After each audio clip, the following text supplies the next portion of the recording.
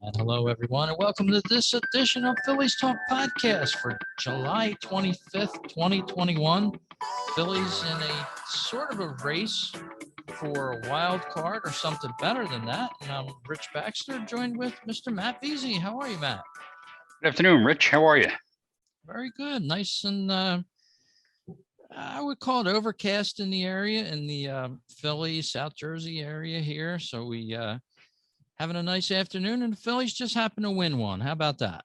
Yeah, just ended on this Sunday afternoon, July 25th. The Phillies edged the Atlanta Braves 2-1. They got a early homer from Gene Segura and a late homer from Ronald Torres. And Aaron Nola trying to get the complete game. He pitched a real gem today. Rich went 8 2/3, gave them just what they needed. Allowed only 4 hits, struck out 9, walked nobody. Had it going until 2 outs in the ninth inning. You like to hate to second guess things like this, but might have left him in just a little too long because at 116 pitches, he gave up a solo home run in the ninth inning to Austin Riley with 2 outs. But Ranger Suarez came on to earn the save.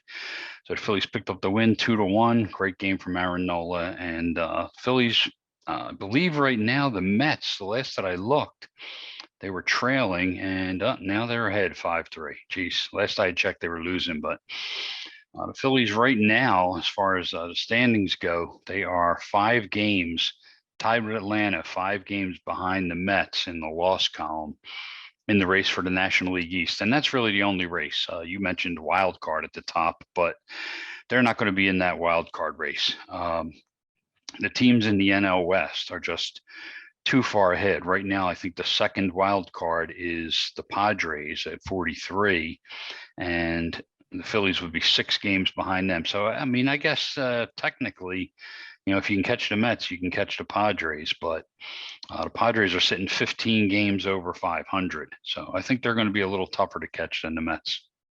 Yeah. Just anything beats a blank. And of course, we heard over the last couple of days that Phillies ownership is apparently given the green light to Dave Dombrowski, the Phillies president and chief operating officer, whatever title that is. He's the guy that's going to sign the checks and bring the ball players over if Phillies can find them. And apparently he got the green light from what I've heard in the media. That's the word. It seems like the Phillies are going to be willing to spend here at the trade deadline. It's just a question of, what do they actually decide to do? It's, you really got to be on the fence right now with this team. A week ago today, they had come out of the All-Star break. They entered the All-Star break playing really well in the beginning of July, and then they came out of the All-Star break winning 3 out of 4 from the Marlins. That was a week ago today. That series ended, and that win pushed them 2 games over 500 for the first time since early May, and it left them just 2 games behind the Mets in the division in the loss column. And then it just fell, and they got into this week, and they just kind of fell flat. They didn't do well at Yankee Stadium, kind of had a chance in both of those games and kind of just didn't show up at the right times. And here against the Braves, they get a series split, but it's kind of a dissatisfying split. And all it does is leave them tied with Atlanta. They're both clubs are 48 and 49 now, a game below 500. Both teams are 5 games behind the Mets in the loss column. And if this Mets result today, they're leading Toronto 5-3 in the bottom of the 7th. If that holds up, then they're still going to be 5 games behind right now in the loss column. So the Phillies just can't seem to get on enough of a roll. I mean, it looked like I said, just a week ago, it looked like we finally had them on that roll, that kind of roll we've been waiting on all year. I think they had won something along the lines of 10 or 11 out of 14 at that point to get to those 2 games over 500. But, this week kind of set them back. So trade deadline's coming up, less than a week away. This is a big week for the team. They have Washington now, a 4-game series here at Citizens Bank Park with the Nationals. that'll lead right up to the trade deadline, which comes next weekend. And next weekend they hit the road for 7 games against Pittsburgh and Washington. So they'll be in Pittsburgh next weekend at the trade deadline. And what they do with Washington in these 4 games at home over the next 4 nights, that's going to go a long way towards determining, I think, just how much, when you said that ownership gave the green light to spend, possibly to go over the salary cap. I think, how they perform against Washington this week is going to go a long way towards determining if they go over that limit and how much they go over that limit by. Phillies need more than one thing. They need 3 or 4 things. And, this was a big week this past week. It was a big week for them to really show management and ownership that they wanted to be in this thing, that they wanted them to go out and spend big to push them over the top. And the club really didn't respond, losing 4 out of 5 before today's win. So, hopefully they spin it around again real quick. Maybe they jump out, win a couple of games early against Washington, get everybody excited again. And there are pieces out there that can help this team right now that are available. So we'll see. This is what Dave Dombrowski was brought in for, to make moves at a time like this. Yeah, and tops on the list may be a closer, a bona fide closer. Craig Kimbrell has been mentioned because of his association with Dave Dombrowski. So we'll have to see if Phillies can land him. But as you said, with the last few minutes that you were speaking, is what kind of team is this? Is this a playoff team? At this time, you have to say probably not. I mean, they're hanging tough, but they can't seem to score a run. The other night they lost 15-3. Last night to the Braves, and they left 0 for 10 runners in scoring position. So they had runners on base, but they just can't score them at times. And they're still in the negative column in the run differential. They're negative 23 right now. That's probably one of the telltale signs of, is this ball club actually the real deal, or are we being sold a bill of goods? Sort of. Well, they're not the real deal right now, and that's obvious on its face. They're not a winning club. They haven't been a winning club over the last couple of years. They've had stretches where they've been winning, gotten above 500, but they've basically been a 500 ball club for a couple of years now. So no, they're not, they're not a winner right now. There's no reason to really, feel, if they were to stand pat, to feel like that's going to change. But, that's what Dombrowski has to do if they really want to make a run. There's plenty of time. I mean, you have 2 full months of August and September. That's a lot of baseball, Rich. But you can't get on a consistent winning streak if you're going to keep running Vince Velasquez out there at the back of your rotation. If you are struggling to really find a 5th starter, is Matt Moore. They just brought Chase Anderson back this week. He wasn't the answer before, and I don't think he's the answer now. So, if you're going to run your Vince Velasquez, Matt Moore, Chase Anderson combo out there, Spencer Howard on innings limits, if that's going to be your 4 or 5 starters, and Zach Eflin's struggling right now a little bit with between physical problems and performance issues. So, without 2 more starting pitchers, I don't know what anything else is going to accomplish. They need a center fielder. They certainly could use a center fielder that brings offense to the table while also providing defense. So a 2-way center fielder, somebody like they talked about bringing in Chris Bryant. Can he play center field? You're talking about bringing in maybe a Byron Buxton. Can he stay healthy? On top of that, a closer like a Kimbrell and 2 starters. Can this team bring in? Do they have the assets to trade to bring in 2 starting pitchers and a closer and a top center fielder? I don't know. So this is going to be very interesting to see what Dombrowski is able to pull off, what he tries to pull off. It's going to be interesting, Rich. They're hanging in the race just enough, to make you think if they can somehow bring in the right 3 or 4 pieces, then they got a legitimate shot. But they also are kind of treading water enough that you're saying, like, if they only bring in, 1 guy or 2 guys, is that going to really be enough? So we'll see. Yeah, and the Braves are a similar team. Arguably, they have a lot of stars on that team.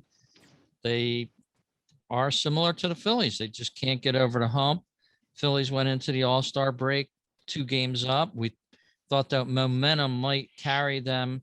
Maybe they could be 4 games over 500 instead of 2, but they sputtered again coming out of the break, as you said, and it's very much a mystery, but they're in the game, so to speak. 98th game today that they've played already. And I heard a stat last night. I think baseball started last year, yesterday. The first game for the Phillies was played yesterday, last year, this time. That's almost hard to believe that, they played a 60-game season, and we did get baseball in last year, but now we're up to game 98 already. So long season.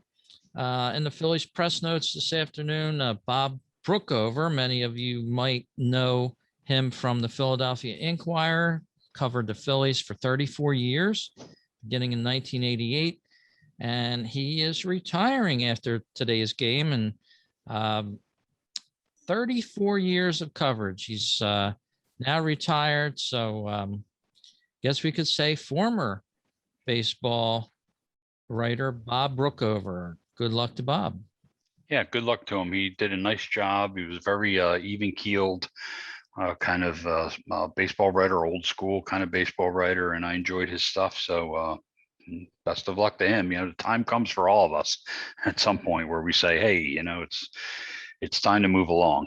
So hopefully he got a nice package, retirement package from them, and I'm sure he'll pop up from time to time. So I'm sure we'll be seeing or hearing from Bob, just not on a regular basis. Yep. Bryce Harper stole 2 bases in the past week in the same game. Became the first Philly to steal second, third, and home 3 bases in a game. Jason Worth, last time around May 12th, 2009, did that as well, I believe. Here, I'm reading out of the Phillies press notes. It says Harper became the first Philly to steal second, third, and home in a game. So that's pretty cool. And Worth, I think, got 2 bags in a game. I can't quite follow the Phillies press notes on this. It said Jason Worth, May 12th, 2009 versus the Los Angeles Dodgers. But then it doesn't say much about what he actually did. So Well, Bryce has some speed. He first of all, he's a hustler. That's number one. I mean, Bryce is a gamer. That's one thing he brings to this team. Hustles every day that he's healthy, certainly. He's stolen 20 bases in the past. He's got some stolen base instincts. He's stolen as many as 15 bases with the Phillies just a couple of years ago in his first full season here in Philadelphia. He's already up to 12 this year.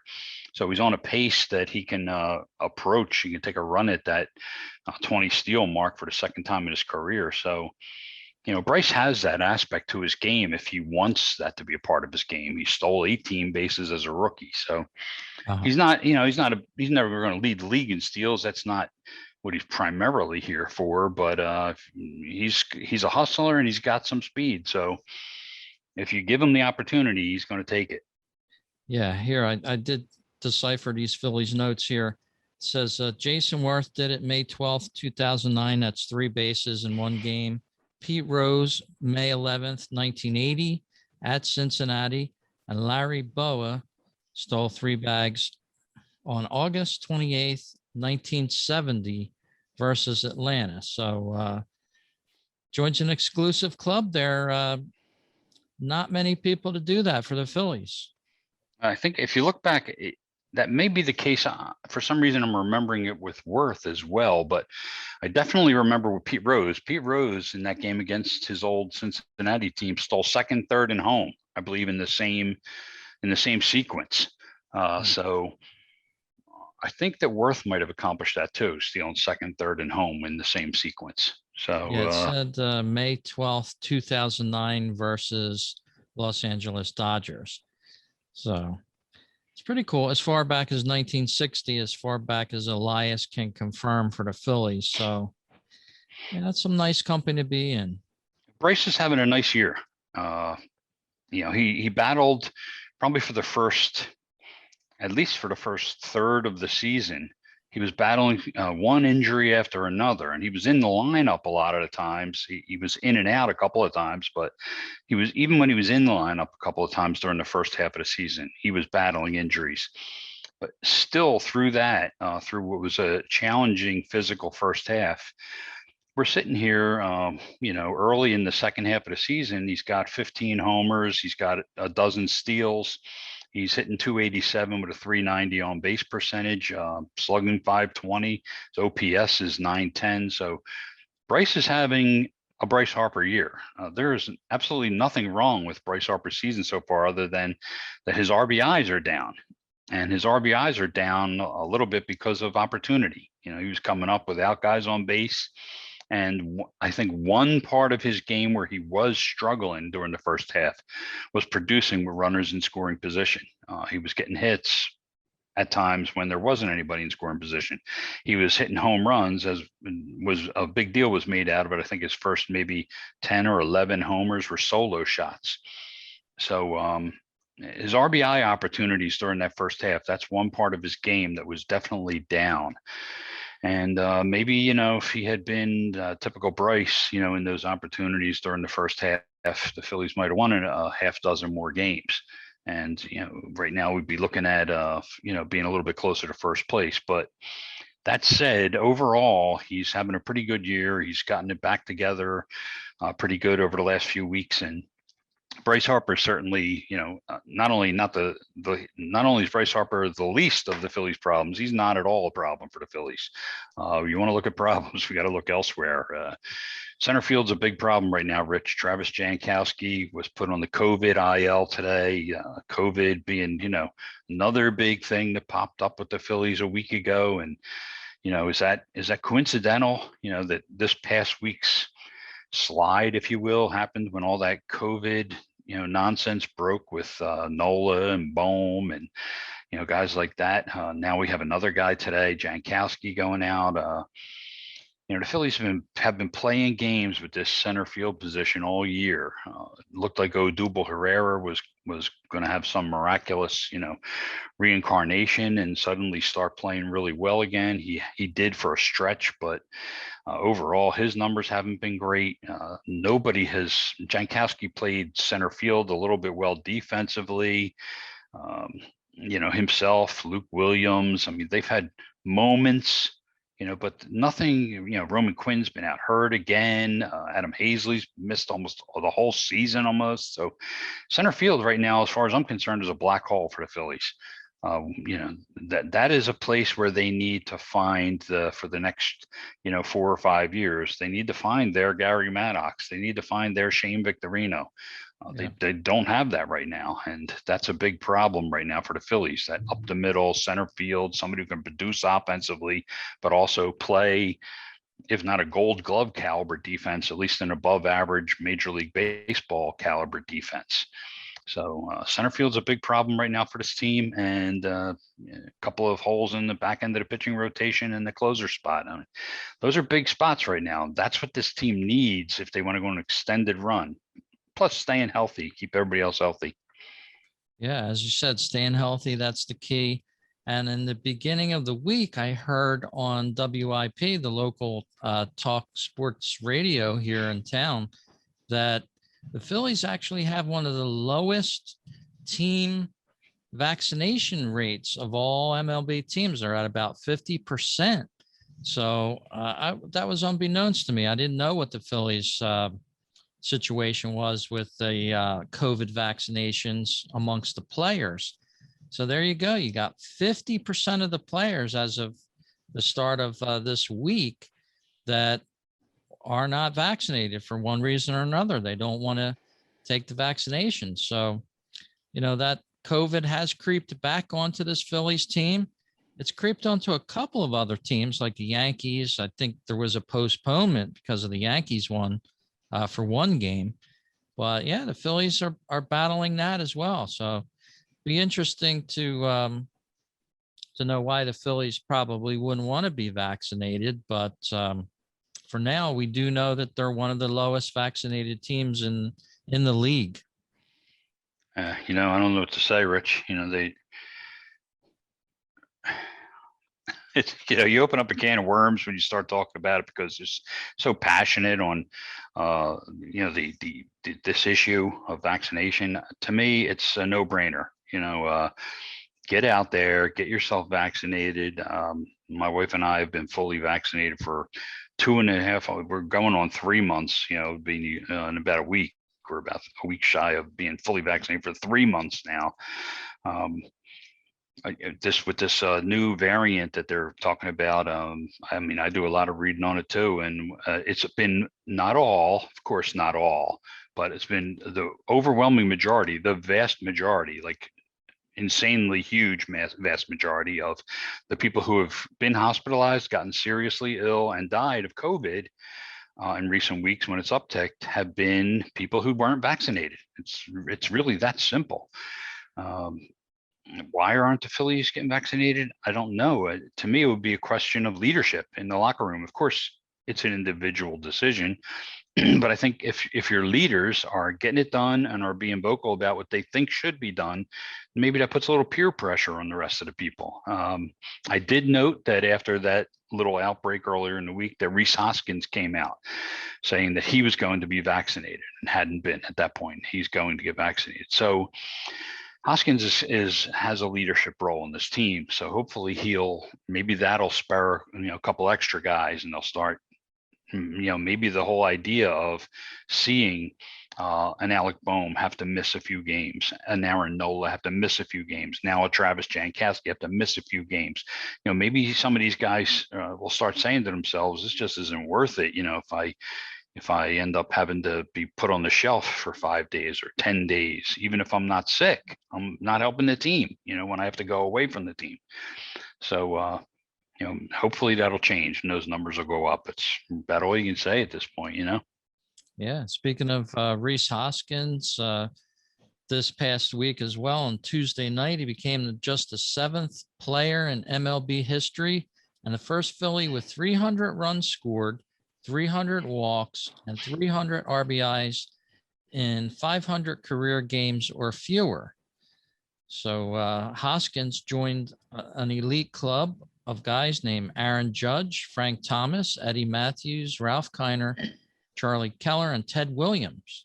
Of note, of course, RBIs didn't become an official statistic till 1920.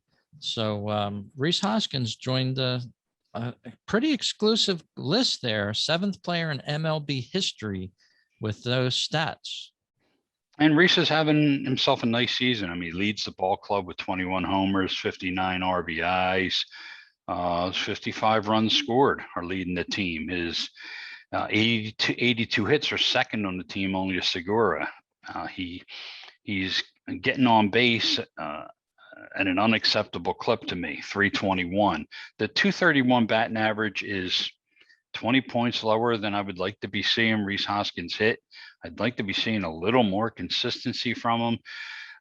But that doesn't concern me so much with a 238 career batting average. It's about on par with his career batting average. But that 321 on base percentage bothers me a little bit for a guy whose on base percentage career wise is about 30 or 40 points higher than that. And he had a 384 on base percentage last year. That ability to get on base was always a big part of Hoskins' game. The ability to draw walks. I want him hitting. Maybe his 21 homers are a product of him swinging a little bit more than taking walks. But Hoskins, I hate to see him get to the point where we're saying he is what he is. but that may be the case. He's 28 years old already. It's not like he's a young developing player. He's 28. So Yeah. usually by 28, when you've been playing for, maybe 3, 4 full years in the big leagues, you've pretty much established a baseline of what you are. And if what Rhys Hoskins is a 35 homer, close to 100 RBI guy, that's fine, all well and good. But you'd like to see that come with a, closer to a 250 batting average and maybe closer to a 380 on base percentage. If you can get that, then you got a passable first baseman. You have to start at some point wondering, would Rhys Hoskins be a viable trade chip, to somebody? Do you have somebody else you can plug in there? Do you maybe give first base to Alec Boehm and try to bring in a better defensive and an all around offensive producing third baseman at some point, and give Boehm a chance to see if he can develop his offensive game without the pressure of playing defense at third base? Because Boehm has certainly shown his pedigree in the minor leagues and in college is that he can hit. Never going to be a big slugger, I don't think, but he can certainly be a productive hitter. So, I think Rhys Hoskins, he may at some point become a trade chip. Yeah, that would be interesting. I'd rather have him on the Phillies, of course, but here's another little tidbit on Hoskins. He has played 500 career games since making his MLB debut on August 10th, 2017. Hoskins has hit 112 home runs and has had 313 walks since his debut. So the only other player in MLB history with as many home runs and walks since Hoskins' debut date, which was August 10th of 17, is Los Angeles Angels Mike Trout. He had 119 home runs with an incredible 333 walks. So that's pretty good company too there that Hoskins is in. And as you said, if he could just tweak his game just a little bit more, we'd be talking about him in a much different light. So right now he's still with the Phillies. Never again mention Rhys Hoskins. Your mic sort of went out. Can you hear me? Your mic went out a little bit. I can hear you, but it's not as good as it was just a minute ago. Oh, there you go. I'm sorry about that. I flipped it up. Never again am I going to allow you to mention Rhys Hoskins in the same breath as Mike Trout. Okay. I mean, Trout with his all-around game. He's one of the best hitters, one of the best players in baseball. Obviously, the defense, the ability to play center field, the speed. So he's so much more dynamic a player than Rhys Hoskins. But we appreciate the idea of Rhys does have that ability to put together the power with the ability to get on base. He does have those two things going for him. But I think that just only plays to what I was saying earlier about he hasn't been getting on base this year as much as he was. Yeah. So if he loses that, and if he loses that part of his game, then really all you're left with is the power.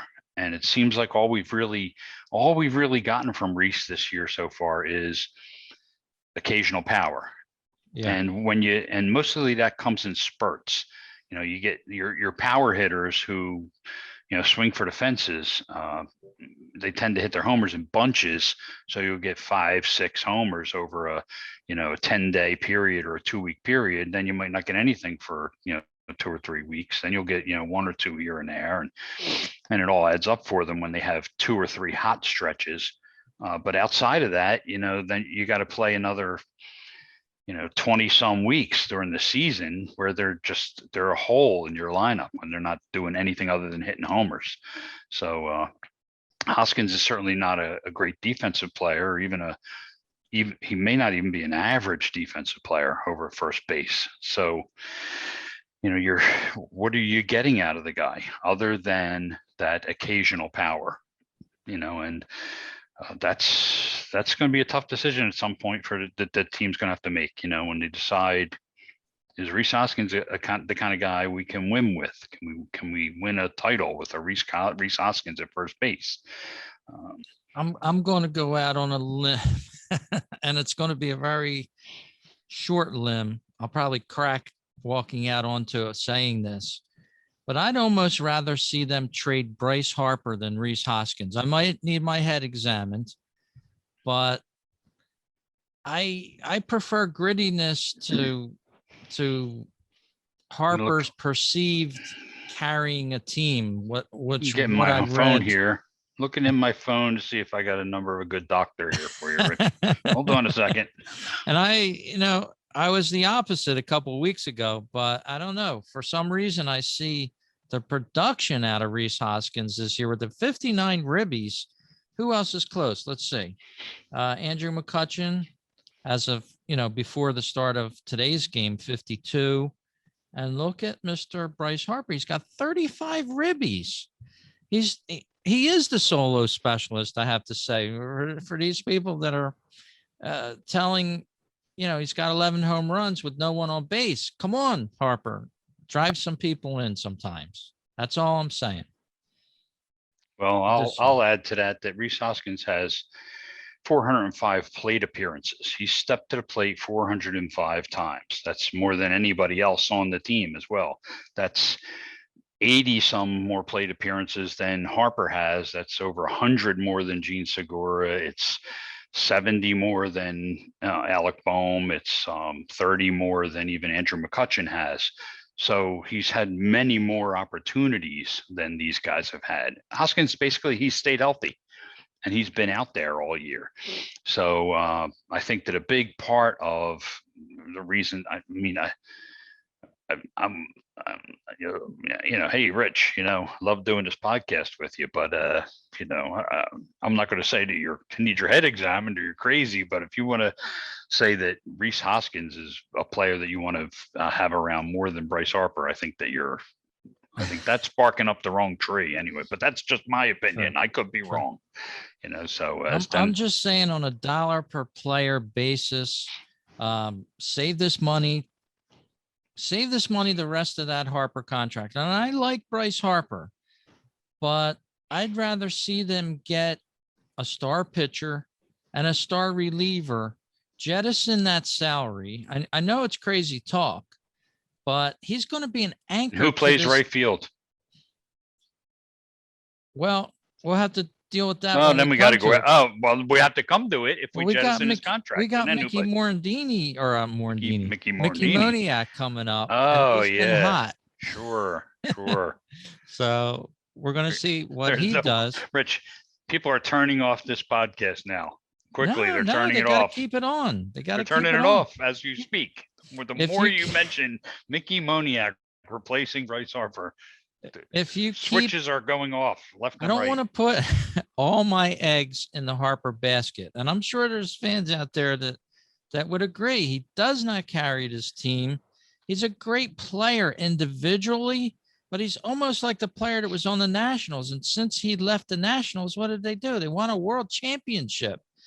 Was Harper the problem? I don't know. I like Bryce Harper, and don't get me wrong, but I don't know. At this point, just personally, I'd rather see that salary jettisoned, bring in 3 or 4 guys that'll earn a fantastic salary for a shorter amount of time, and don't use that anchor to hold the Phillies down for the next 10 years with a guy that's really not carrying this team. I mean, I could see if he had 30 home runs and 70 ribbies and he was, he does hustle. He does play the game right, and he's a great player. But in my estimation, no, I'd rather see 3 very good players in place of him. But that's just me.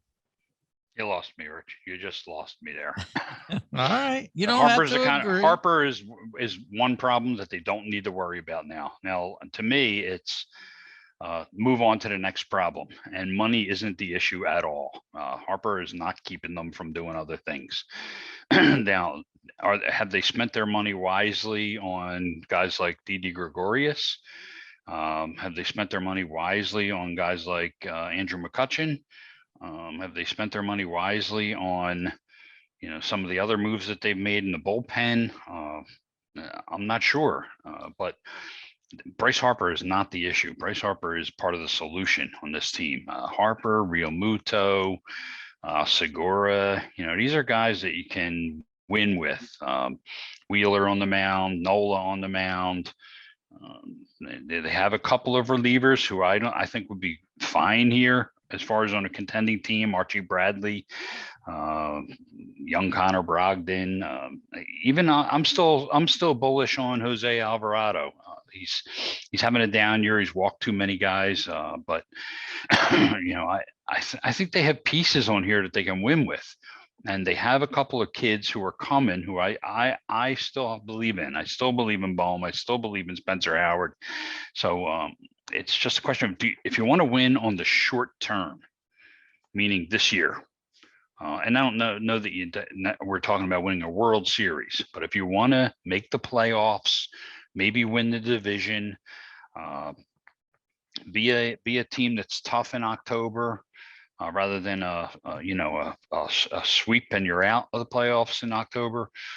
If that's what you want, then I don't know what the moves are, how you're going to do it. If you're Dave Dombrowski, though, and I'm sure these are the conversations that they're having in their back room. They have to find 2 more answers in their starting rotation. They have to find a closer.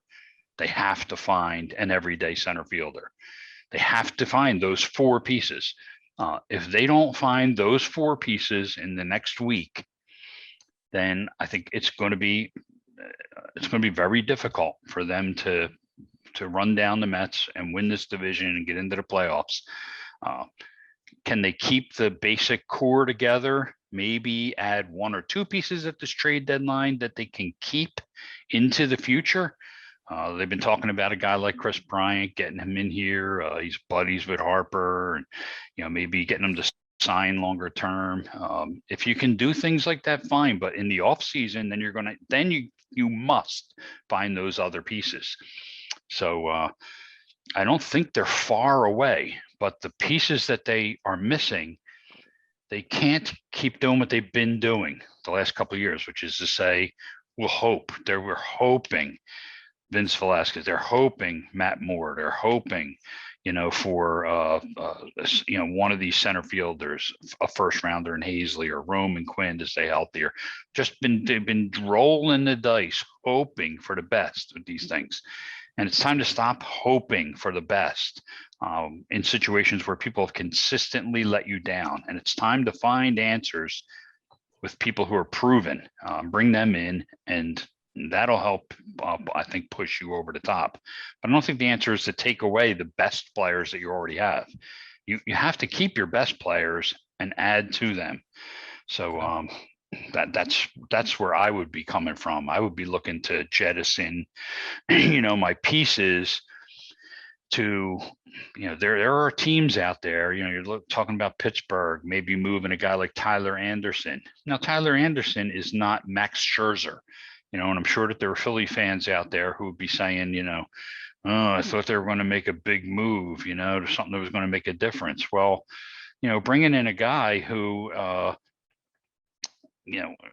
gives up fewer hits than innings pitched, and he's got a 4-to-1 strikeout to walk ratio, 3.5-to-1 strikeout to walk ratio, is better at the back end as your 5th starter or your 4th starter than what you have right now. It doesn't have to be an ace. It can be one ace level guy, and then another guy can be a guy who you can run out there every 4th and 5th day so that you have someone who you can rely on to give you a quality start, at least, or 5 strong innings, 6 strong innings, most of their starts. They're not getting that right now out of their 4th and 5th starter. So I think that the answers are out there. Just can Dombrowski pull them off? Are the Phillies willing to pull them off? And then,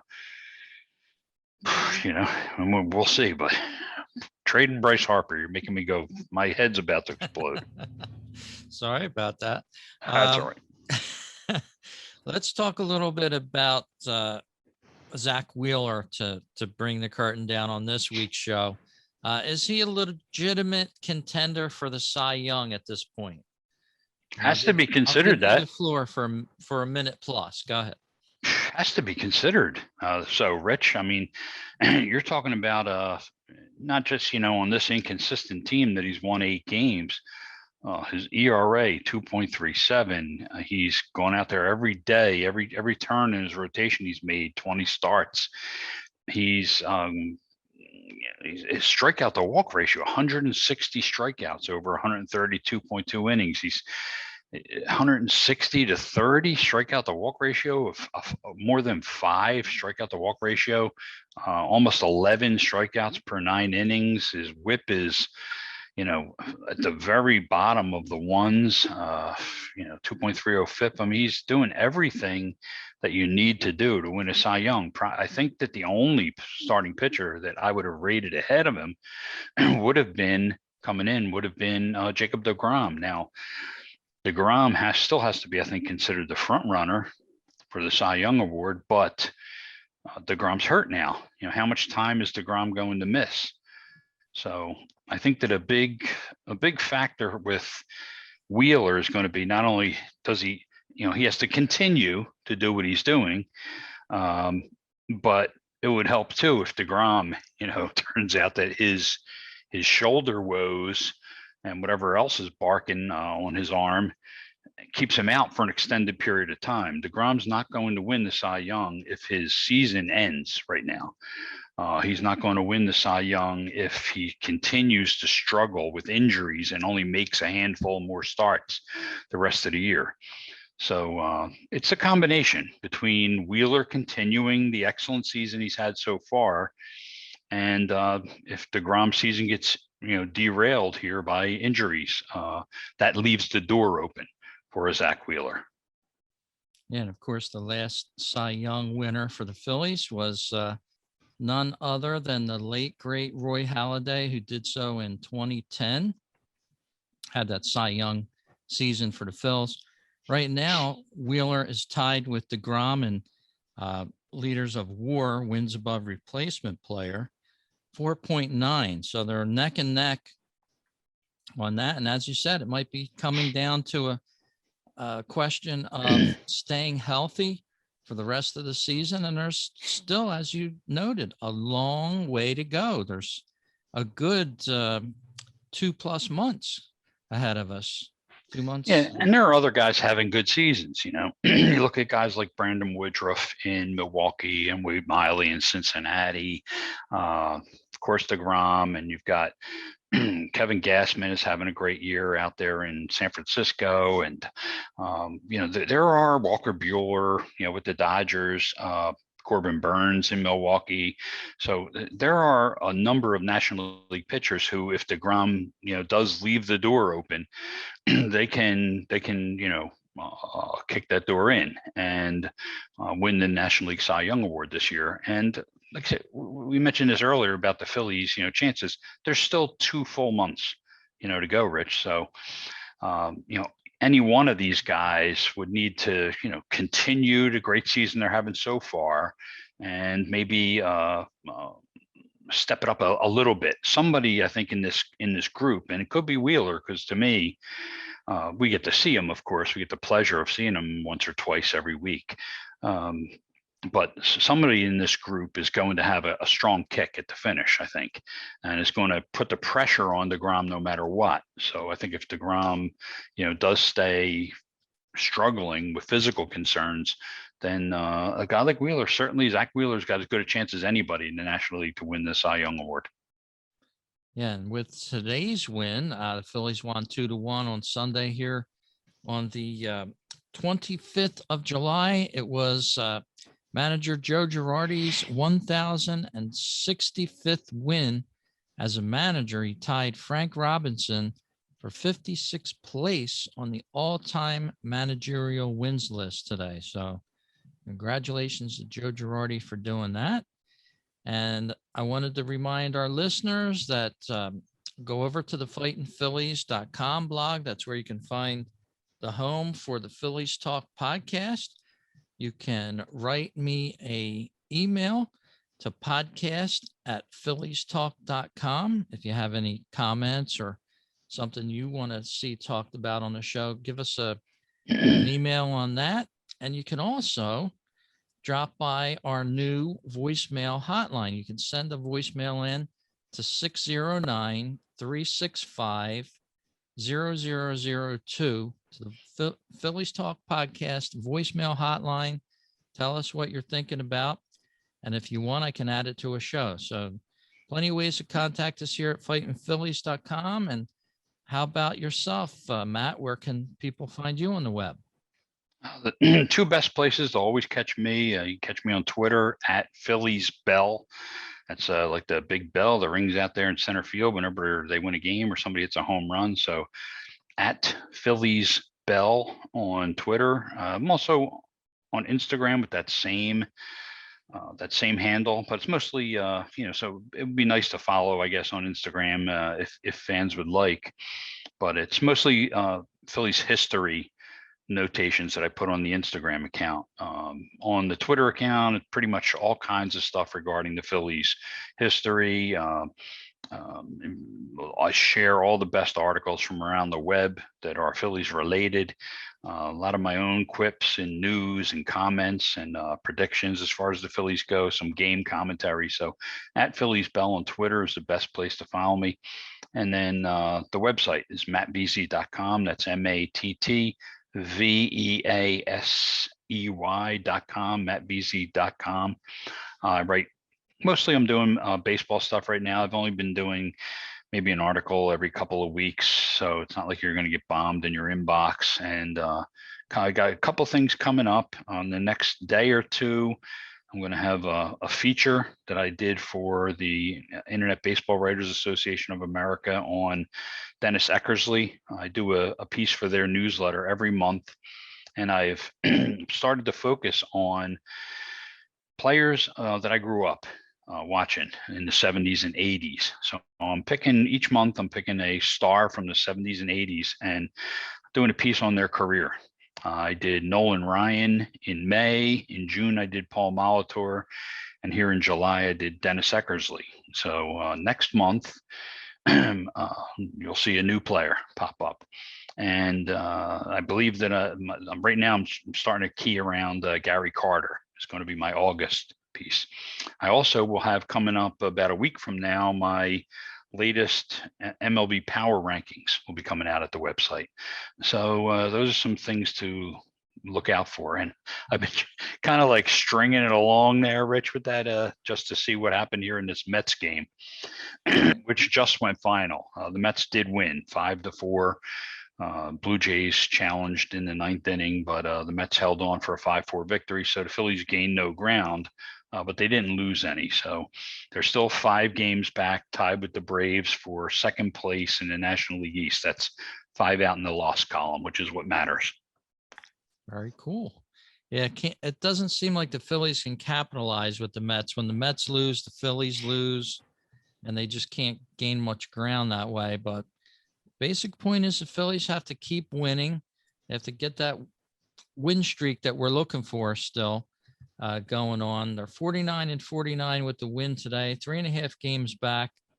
And the Mets just keep on finding a way to win. They're, 5, 6, 7 games up over 500 right now. So Mets are finding ways to win. The Phillies need to do the same thing. They'll be playing Washington coming up this week. Who's your player to watch? One player to watch for this next series with Washington. And the player for me to watch in the Washington series is a guy that we've talked about is Alec Bohm. Bohm is back now from the COVID list. I think you know what you're going to get out of some of these Phillies guys. You know what you're going to get out of Harper and Hoskins and Gregorius and McCutchen. When these guys are in there, you know what you're going to get out of them. But Bohm is an everyday player. He's an everyday starter at third base. He's the team's top pick from a couple of years ago. They're giving him every opportunity, and it's time for this kid to step up and start really producing on a regular basis. So you're at home. It's a hitter's environment. It's summertime. What did Charlie Manuel used to say? It's hitting season. So, it's hot weather. You're down at Citizens Bank Park. It's time to produce. The team needs it. You're back, off of a little IL stint. So I think it's time now. Alec Boehm is the guy to watch for me. And then the second guy to watch, he's not on the field. He's sitting somewhere and he's watching what's going on and he's on the phone. And that's Dave Dombrowski. He's going to have a big week too with the trade deadline coming up. Okay, very good. I'm going to watch Mickey Moniak, who I called Mickey Morandini earlier, but I think the Phillies are going to put him in a few games this week and see what they can get out of him, or have him be trade bait for another team. Maybe they're going to play him a few games, see if he can do well, and he can only benefit himself to do well regardless. So that's the player I'm going to watch this week if he gets in there. Mickey Moniak, Phillies first pick overall in the draft a few years ago, and hopefully he'll do well. So we thank you for joining us on this edition of Phillies Talk, which is the longest running independent show just based on the Phillies. And Matt, you have a great week. Can't wait for the next one. Thanks, you too, Rich. Go Phils.